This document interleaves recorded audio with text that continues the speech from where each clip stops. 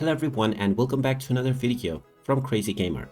In this video, I'm going to show you how to turn on full screen mode on the Dota 2 game. So let's get started right away. Now, if your game doesn't automatically start up in full screen mode, then you can always change this option to turn it on. Just open up the Dota 2 game on your device, and once you open it up, click on the gear icon at the top left corner. From here, click on video, and now you will be able to change the various video settings. Now, if the Use My Monitor's current resolution is checked, then this will automatically detect the resolution that you are using and start your game in full screen mode.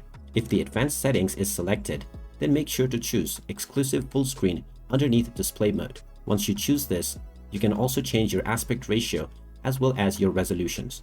Finally, click on the apply button and the full screen mode will be applied within your game right away. Once the settings has been applied, you will now be able to start enjoying Dota 2 game on full screen. And there you have it. That is how easy it is to turn on full screen mode on the Dota 2 game. If you find this video helpful, make sure you hit that like button and subscribe to our channel if you haven't done so already. Also ring that notification bell to never miss another update from us. Thank you for watching and I will see you again in the next video.